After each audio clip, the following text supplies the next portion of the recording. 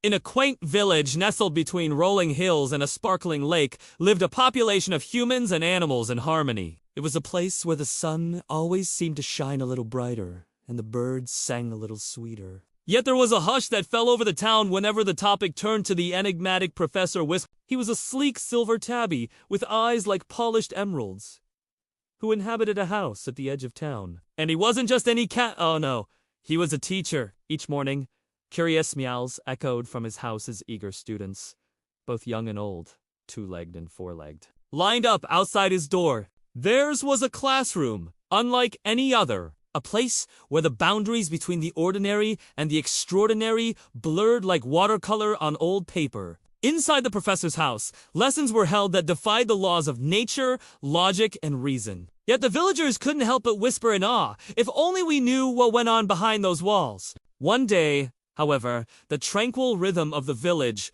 was disrupted. A creeping shadow seemed to slither into town, bringing with it a chill that had nothing to do with the autumn wind. This darkness, unseen yet felt by all, seeped into the daily lives of the townsfolk, making every task a little harder, every smile a little fainter. It was as if the sun had forgotten to shine and the birds had misplaced their song. Even the laughter of children, once echoing through the streets, seemed to dwindle, replaced by an uneasy silence. The townsfolk, both beast and man, looked to the wise, calculating feline known as Professor Whiskers. It was up to him now to guide them through the encroaching darkness. And so he did. He assembled his most promising students, human and animal alike, inside his house, the haven of knowledge and light. With a twinkle in his emerald eyes and a knowing tilt of his head, the professor began his most important lesson yet. For the students, each possessing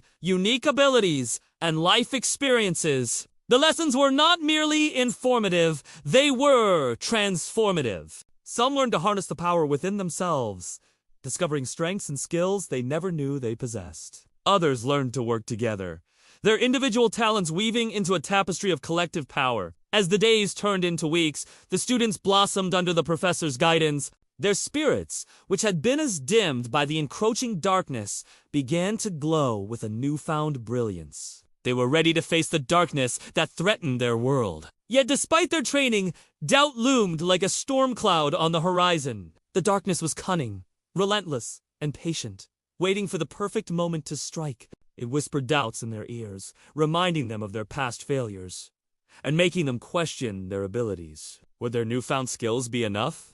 Could they truly stand against the encroaching darkness? Would they be brave enough when the time came? These questions echoed in the minds of the students, testing their resolve. But the professor, with his timeless wisdom and unwavering belief in his students, guided them through the labyrinth of their doubts. He reminded them of their progress, of how far they'd come and the strength they'd found within themselves. His belief in them was a beacon, illuminating the path through the darkness. As the climax of the story approaches, the students find themselves at a crossroads. The darkness is at the doorstep, and soon they'll have to put their training to the ultimate test. They look to their teacher, the professor, for guidance. What will he say? What will he do? The fate of their world hangs in the balance, and all eyes are on the wise old cat. Will his wisdom be enough to guide them through the darkness and bring light back to their world? Or will the darkness prove too cunning even for a mind sharpened by 9 lives?